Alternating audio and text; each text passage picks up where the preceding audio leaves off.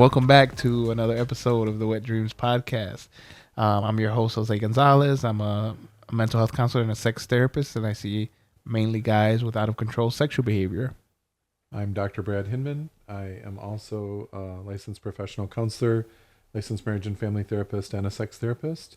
I work with men with out-of-control sexual behavior, and also I work with a lot of couples. Sweet. So we've been going through our little model again.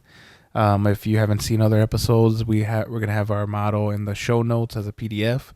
It's just something that we kind of created to give a structure to the guys that we see that struggle with pornography, sex addiction, online sexual behaviors, all of that stuff. And this based on kind of our experience and our work with, guys 10 plus years. How long have you been working with guys with this issue? 13. Okay, yeah, that's why 10 plus, and then my 6 years or so. So we're on step 3 of our model. We initially, again, look back at our old episodes. We talked about initially when first, whether that's your spouse or you get to a point where you're done with the addiction or whatever. The first kind of step that we highlighted for guys is to create distance from the behavior.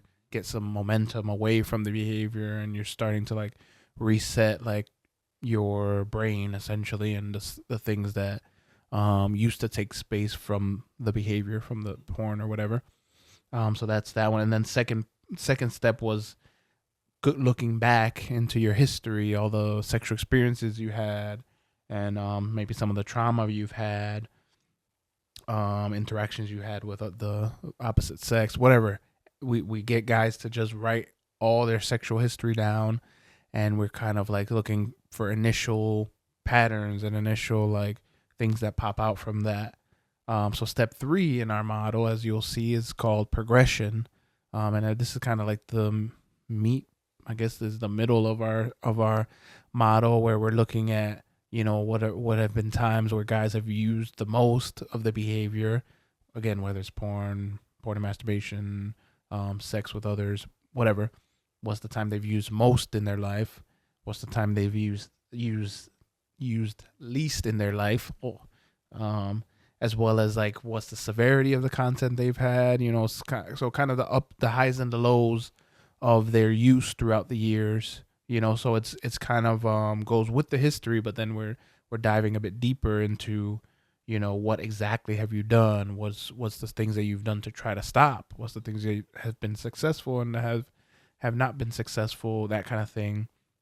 Again, is to raise awareness of maybe things that worked in the past, but also to continue to look for patterns and to continue to deepen the why of why you're using the behavior. What are you getting out of it? So that's kind of summary. So we'll be talking about that. Why is it important in this step to look at some of the high use and low use in guys that we talk to? Why is it important?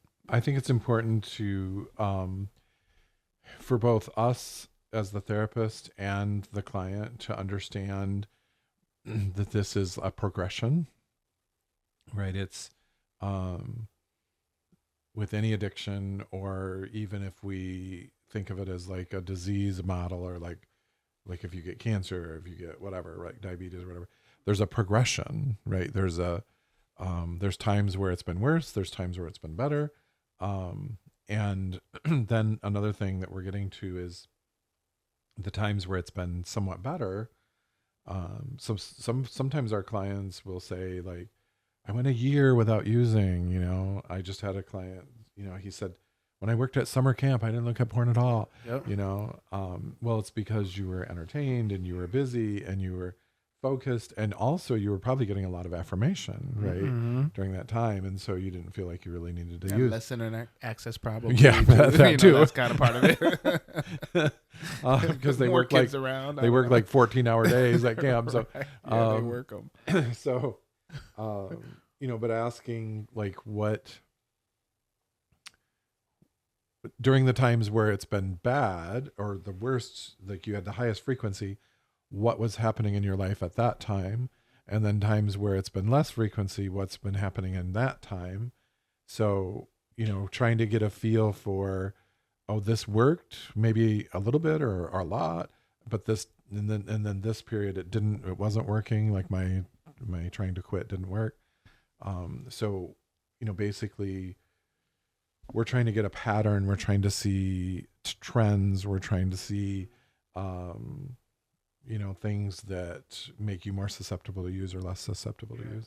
And I think it's important to like in both, I was just thinking the kind of macro level, micro and macro. I don't know. Both the, I'm just going to use the word and then I suck at it, what it means. But, I think the goal is to like, often our guys will just focus on the time that it happens. Yes. So like I used, on a Tuesday morning and like, man, I used it and that sucks and I feel shitty and I have shame and like, but it just kind of came on. Like, I don't know what happened, like whatever, like they don't know. They're just focused on like, yes. That sucks. But I think it's important to build it out, whether that again be in the individual experience that happens of like on a Tuesday, like, okay, what happened on the rest of that Tuesday, or whether it be in your life, throughout your life, the summer was really good. Okay, why was the summer really good? Like, let's build out the framework or the story of like why that period of your life you were able to do the behavior less. You know what I mean? Instead of just focusing on like, okay, that was less cool, and you move on. Like, but there's more to it. Yeah. I think clients struggle sometimes, like you were describing there. I think they struggle seeing the big picture, right? It's, oh, I'm a terrible person. I'm horrible. Nobody loves me, right? Instead of saying, well, you were really stressed that day, or you got really bad news, or, your partner yelled at you or whatever. Like they, I think sometimes they struggle putting those pieces of information and connecting the dots, if you will. And so I think that's another, by helping them see the progression, it helps them to connect those dots and, oh, this isn't just some random event that made me look at, or it wasn't porn that like some random surge of porn in my brain or something. Right. That there's reasons for it. Yes. Right. And then if we can figure out the reasons that push people to use, then hopefully we can head those off and reroute that. Right. So that their brain takes another route. Yes. Well, and ultimately giving them more control, because it's easier to say like, I just felt like using, or I just felt like having sex with this person, or I just felt like, it's just like, oh, okay, whatever. It's easy for that to be, that's external. Then it's like something else affected whether I used or not. But the reality is like you were doing something, whether again it be in that individual Tuesday or in that summer or in that time in your life, there was things that you were doing that affected whether or not which side of the scale it hit, whether it was high or whether it was lower use time in your life, you know. And obviously there's the external things like a loved one died, or like family stress was high and whatever, you know what I mean? Like those things affect it too, of course. But ultimately you still had control of what you were doing with that, you know? Yes. So you're bringing up a really good point there.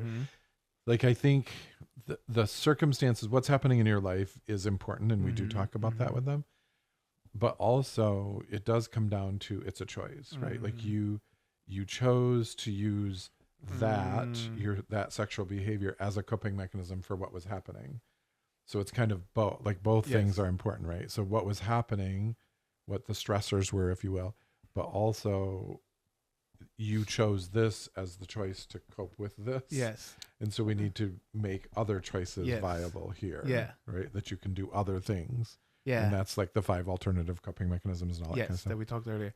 And I feel like that's a hard pill to swallow. Like as you're saying that, I'm thinking like, you know, the thought that comes to mind is like, oh, but what do you mean? Like something bad happened to me? Like, I didn't choose that. You know, what would be your response to that action? Like, my family member died. I didn't choose my family member to die. And I do hear comments like that from clients. Yep. So that wasn't an unrealistic statement. And so what I tell them is, yes, the life is going to throw curveballs at you, right? But it's how you choose to cope with that, right? So what else? So what I literally say to them is, what else could you have chosen to do? You know, because that sucks, and you don't like your life to suck, and so you want to do something to change it so it doesn't suck. So what could you do something to change it so it doesn't suck that's going to be healthy, not unhealthy, right? Yep. And so like things like exercise, listen to music, call a friend, call your mom, like if you call people, I also tell my clients this, like, you don't have to say I'm struggling with wanting to hook up with this girl, or I'm struggling with, wanting to look at porn or whatever. You can just say, hey, I'm calling because I was thinking about you and I want to check in on you. It's going to distract your brain, and you're going to feel better if that's a person that helps you feel better. Right. And don't call somebody that makes your life worse.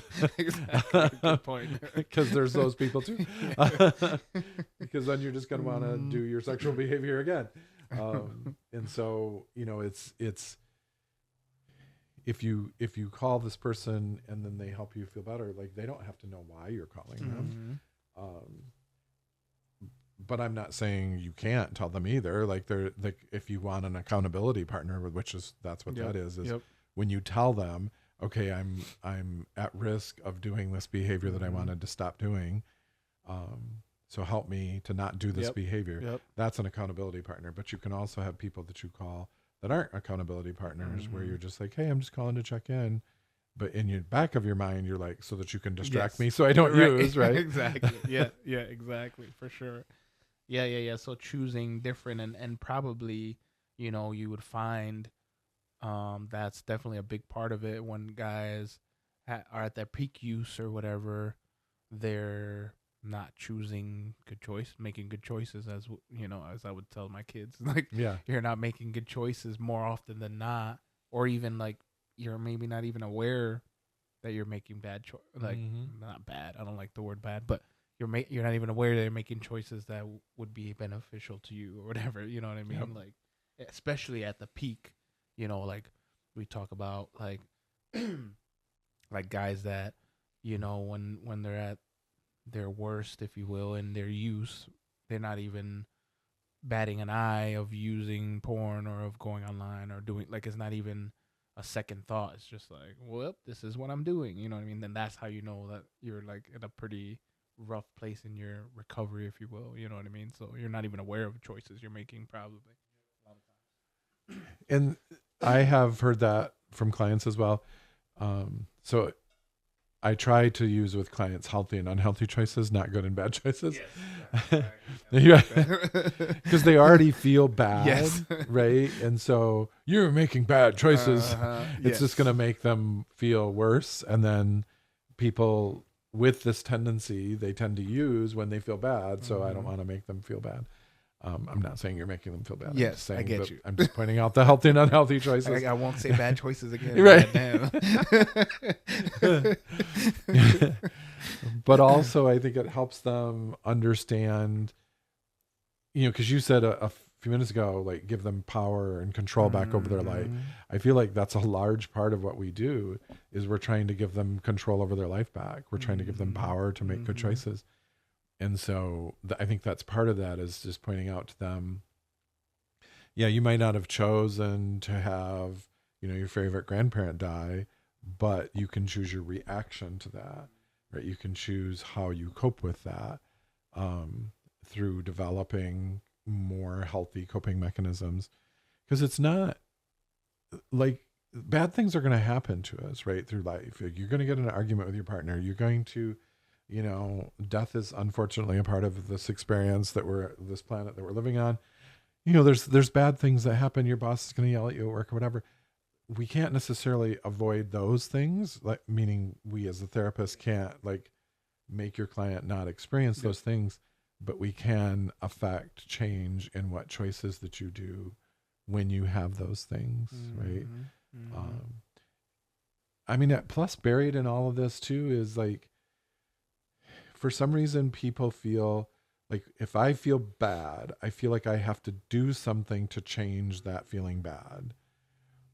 Where did that come? Who made that rule? Right. Like if somebody died, you're supposed to be sad. Mhm. Like let yourself be sad. Right. But what I hear from clients when they're really doing work and digging down is they feel like they're going to feel like that forever. Mhm. And I'm like, it's impossible for you to feel bad forever for the rest of your life. Yep. Like our feelings don't work that way. Mm-hmm. You can't feel good for the rest of your life. Right. Unfortunately. Our feelings are temporary. And so Yeah. I think there's a built-in myth to that is I have to do something when I feel bad because I don't want to feel bad for the rest of my life. Yes. It's not going to happen. Right. And that's I feel like that's part of, and that's kind of where we're starting to build off of that, and I'll build off in later steps, but that's part of the thing that I hear. I think there's a focus on what they're, and that's maybe a guy thing, but there's a focus on what they're doing, like in their times where their use is really bad. That means they were doing bad. In the times where their things were really good, that means they were doing good in the sense of like they were distracted or whatever. I don't know. I start to hear more like it starts off with a surface level thing of like, yeah, I was like working out more, or I was, which is good, but I was working out, or I wasn't doing this. I wasn't like spending time with God. I've heard that like I wasn't spending time with God in the way that I should have. Like it starts out in a surface level, like these are just the behaviors you were doing, and then that made it whether your recovery was good or bad. But then it needs to go deeper than that of like, okay, what were you doing to attend to the feelings underneath, or what were you doing to attend to the needs or whatever. So this is really the start of like you start to build depth of like, okay, these are some things that you did in the past when things were really bad or really good. Let's build off that, but you can't just stay there. On the time where things were good, you can't just be distracted all the time. That's one thing that I hear often. Like, I did really well. I was working 12 hours, or I was like, I had a lot going on with my kids that week, and like I did well. But did you actually like? Sure, that's good. Let's like build off of that, but you can't just be distracted at 24/7. Right. You know what I mean? Yep. Yep. Just And so, yeah, I hear that a lot too. When I ask them, well, how did you do this week? What's been going on? Oh, I've been really, really busy. I didn't have even time to think about that. Well, yes.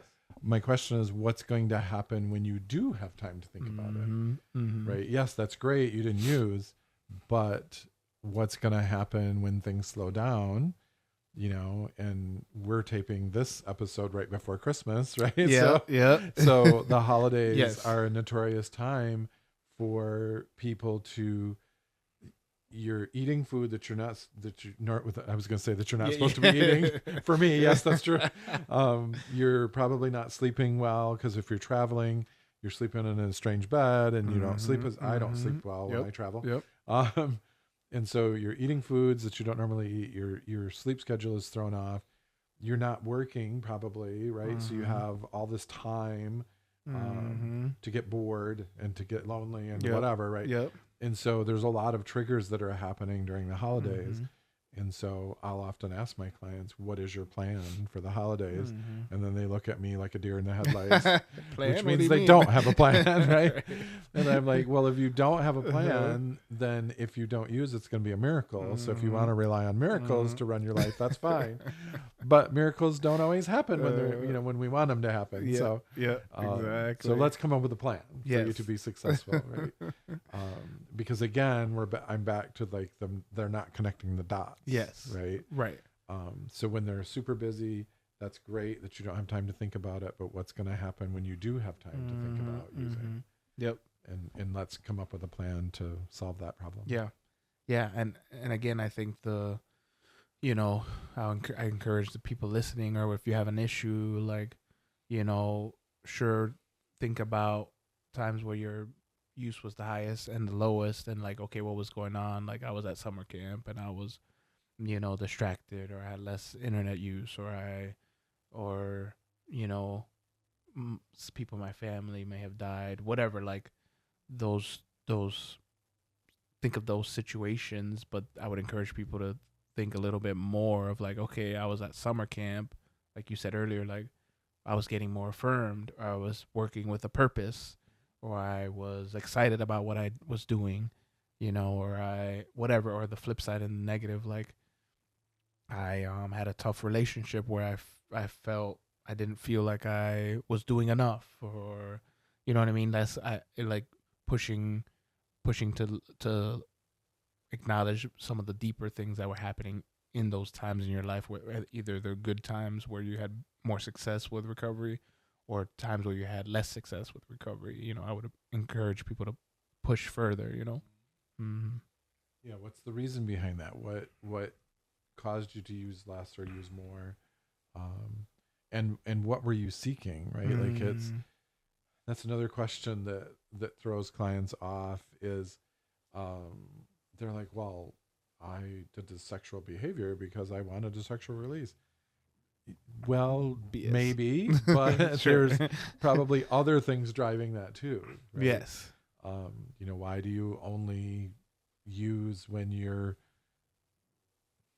I don't know, when you're working X number of hours, or, like so stress was the example that I was going for there, right?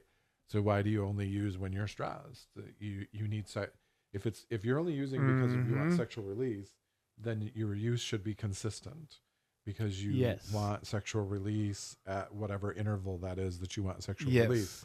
And that's not what we're finding with our clients is that their times of heavy use is not consistent over time. It goes up and down. Yes. Right. So that tells me that it's not just sexual release. You're getting something else from that. Right. But then a lot of our guys, a lot of my clients was, because again, you're not connecting the dots, I guess, but the argument is like, well, I'm horny all the time though. Like I want to have sex all the time. And you're like, but it's not just that.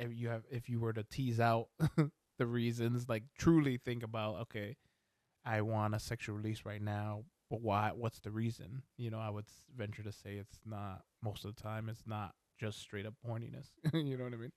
Well, and a lot of our clients have partners. They have sexual partners, right? And so if it was just because you were horny and you needed a sexual release, then why aren't you going to your partner? Right? Like, right. If it was just that, why aren't you going to the person who's signed on to be your sexual partner? Yes. And generally, at least with the couples I see, they're not going to say no necessarily. Right. You know what I mean? Right. Well, and often, like the clients that we see, they're taking away from the sexual energy for their partner by doing this extracurricular sexual activity.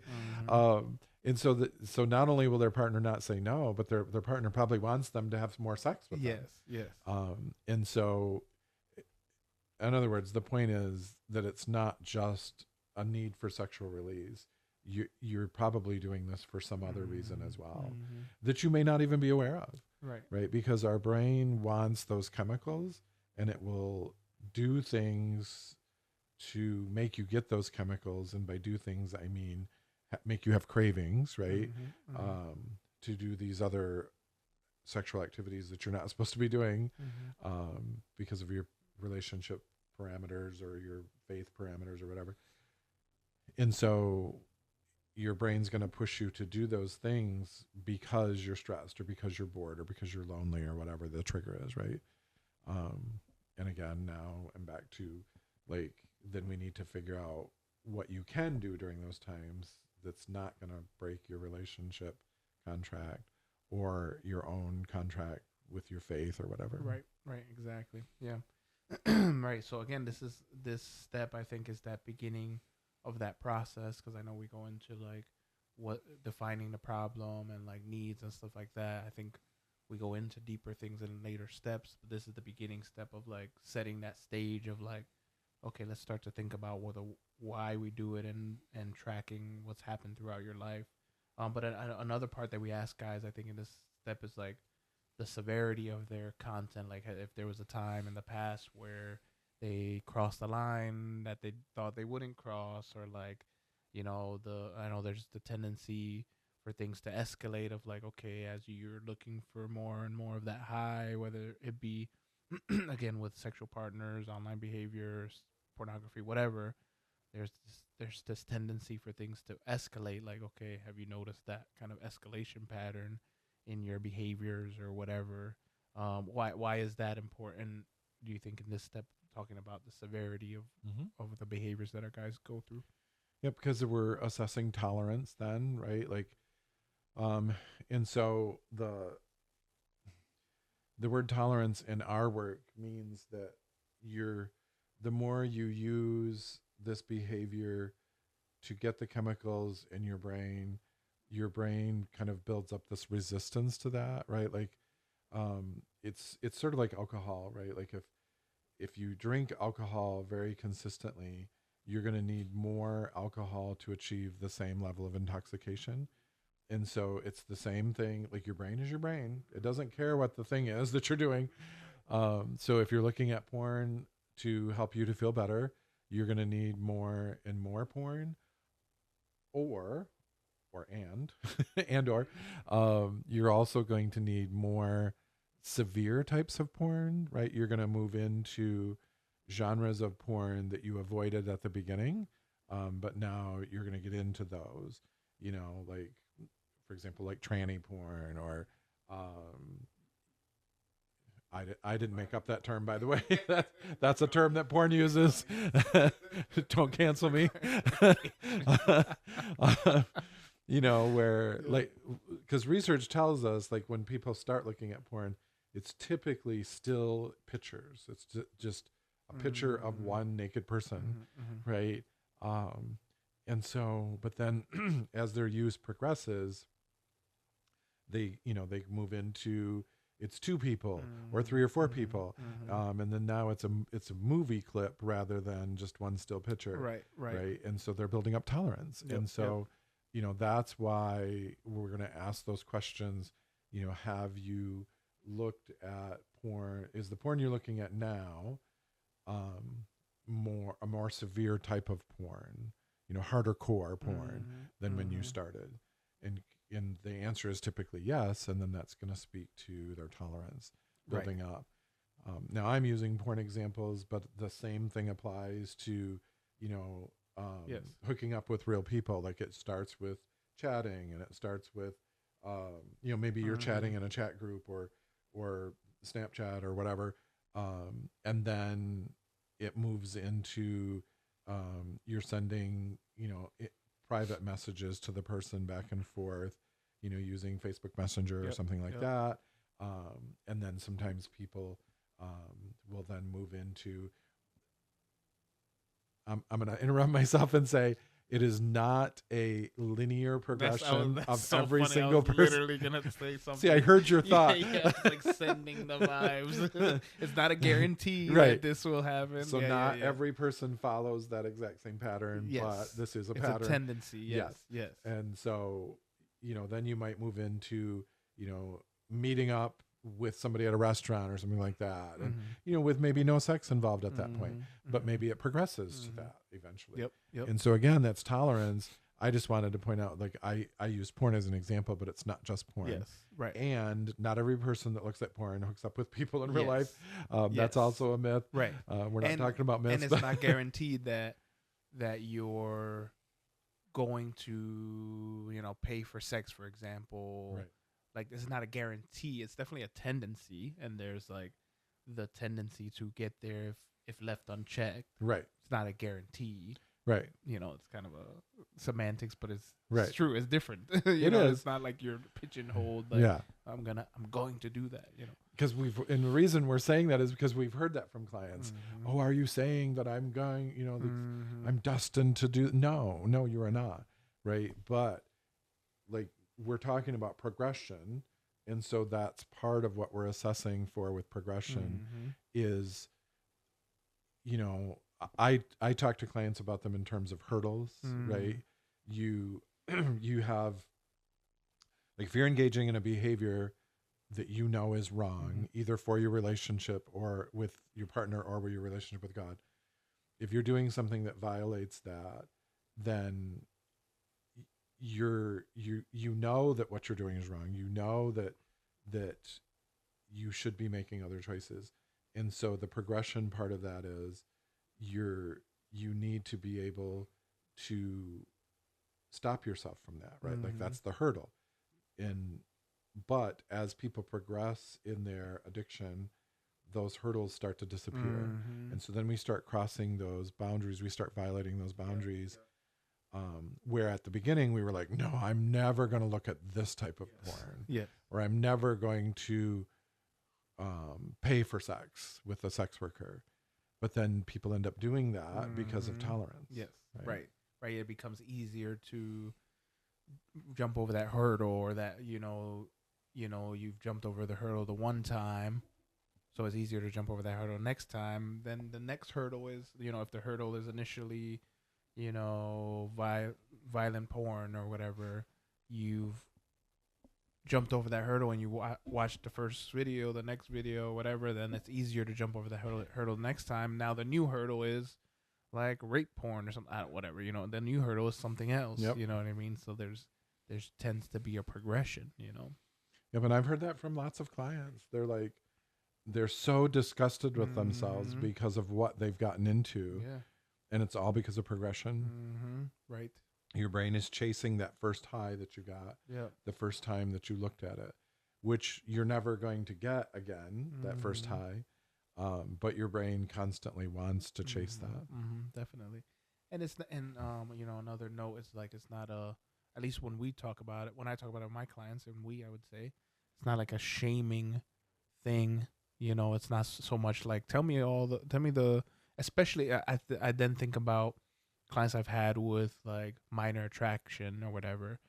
It's not a like, tell me what you look at so I can be like, oh, you fucking gross, disgusting. Like, no, that's not what it's about. It's about, one, being honest, to like, let's get it all on the table, and two, to some level of it, with the typical guys I see, it's at some level, it's like, this is how it happens. This is normal. This is typical in this. You're not ridiculous. Like, this is how it happens. One, like, okay, like, do you want to continue going further? Like, there's part of that of like a little bit of a fear factor of like, you see where this is going, right? But at the same time of like a bit of a normalizing of like, yes, this is what your addiction, or this is what it wants you to do. It wants you to continue to get worse and worse and worse and worse. You know what I mean? Like, this is normal. It's okay.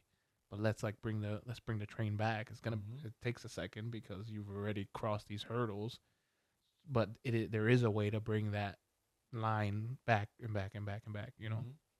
I think that's good that you pointed that out. That we're not purposely trying to shame our clients, and we're not judging them. Right? We've heard that a lot of the right. Like I tell my clients, I talk about this stuff all day long, right? And so I'm not asking you these questions to make you feel bad about yourself. I'm asking these questions so that I can figure out where you are in this process and how to stop it from progressing, right? Which is what we're talking, progression is what we're talking about today. Exactly. We're trying to help you to stop that progression, from getting worse. And, people come to us at various stages. Like I've had clients come to me and it's one of the first times they've used and they didn't like, it's like they could see that this is going to become a problem. And so they come to me, but then I've had other ones that have been doing it for 40, 50 years and every day, and they don't want to stop. They're only here because their partner caught them. Right. And so we have a large variety of people that we see, different levels of use, different reasons that they use. But none of it is about trying to shame our clients or trying to make them feel bad. They already feel bad. Like why do we want to make them feel worse? Right. Because, and if we make them feel worse, they're going to use, because that's what they do when they feel bad. So it's counterintuitive and counterproductive. And so I'm reiterating what you said, that we are not in this business to make people feel bad. Yep.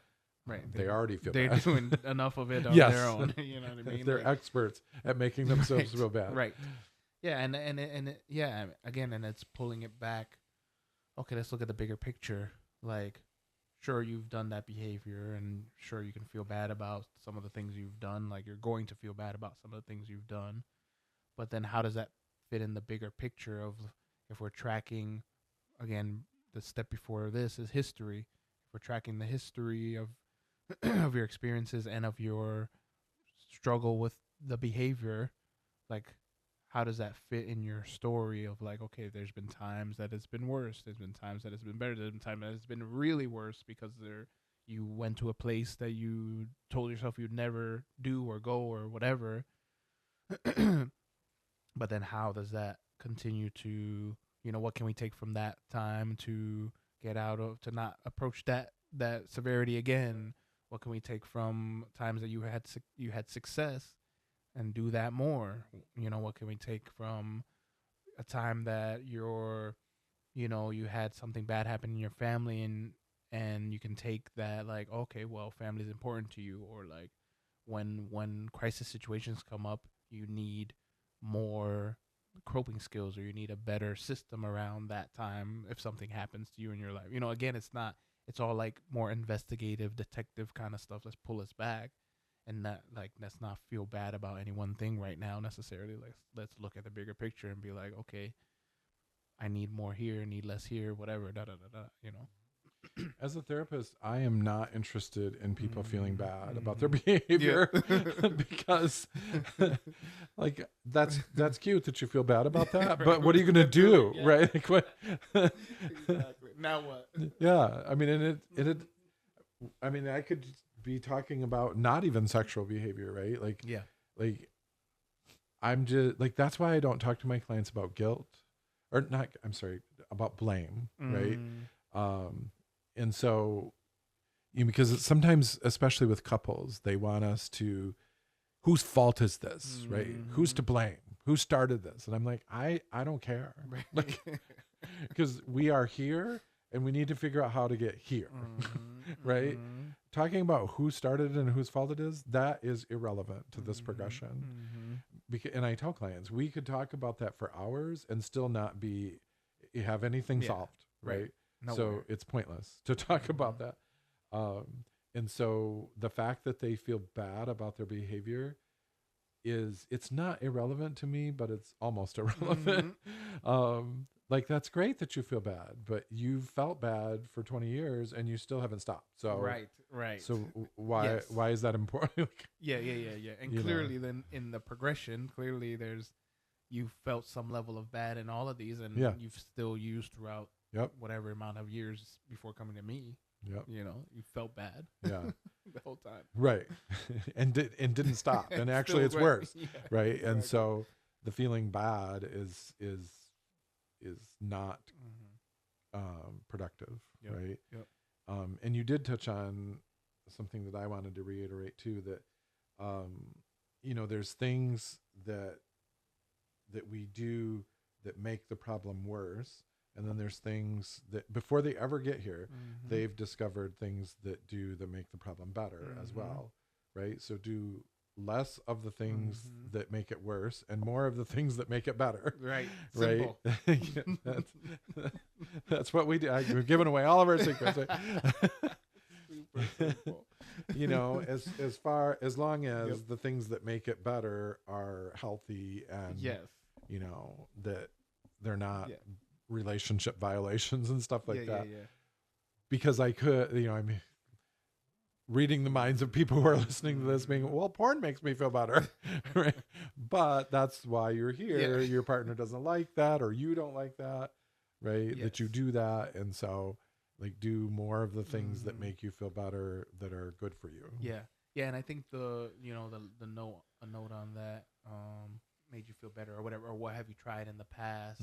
I think that's an important discussion too, in the sense of, like, oftentimes guys will do something for a short period of time, or they'll do it and it kind of works, but then they abandon it. I don't know. Like, I think it's important to make sure to revisit that part of it. Like, again, sometimes guys don't put it together in the sense of, like, okay, let's take what you did and maybe we need to adapt it, or maybe we need to do more of it, or maybe we need to do it more consistently, or whatever. You know what I mean? Like, I think it's easy for guys to focus on the negative of, like, that was so bad. Oh, that didn't work. Like I tried that, it didn't work. It didn't work. But it worked for a day, or it worked for a week. There's maybe it did work, but it worked in a different way than you're thinking. You know what I mean? Like I think that's a big part of it too. Yep. The positive part. Mm-hmm. Yeah, and we get, it's, I think, a common part of when we work with clients that they kind of hop on this sobriety train, right? Like it's kind of like a honeymoon period, right, where they're clean for a couple of weeks or a couple of months even, or could be longer than that. But then they use, right, because their brain gets tired of being good.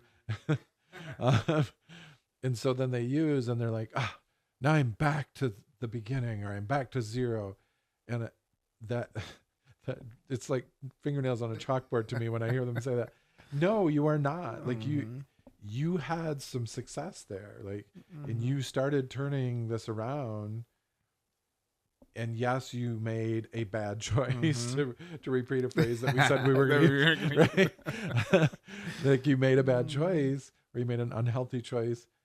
But that doesn't erase all the stuff that you learned. It doesn't erase all the days where you didn't use, right? And so you repeat that, right? So you're not starting over. You had a hiccup, right? So you took a step backwards, but you're not back to zero. Yep. You can't unlearn the things that you've learned that worked. So get back on the train and keep moving forward. Yep. Right. And keep doing the things that that works, and stop doing the things that don't work. Exactly. Yeah. I mean, again, I'm sure we've said this in other podcasts, is the concept's simple, but it's not easy. It's a simple concept. Yep. Do the things that you've done that worked, and do less of the things that you've done that didn't work. I mean, that's like simple, but it's certainly not easy for sure. I always tell my clients, I have the easy job because I get to say these cute things, right? Yeah. Like stop doing things that don't work and do things that work.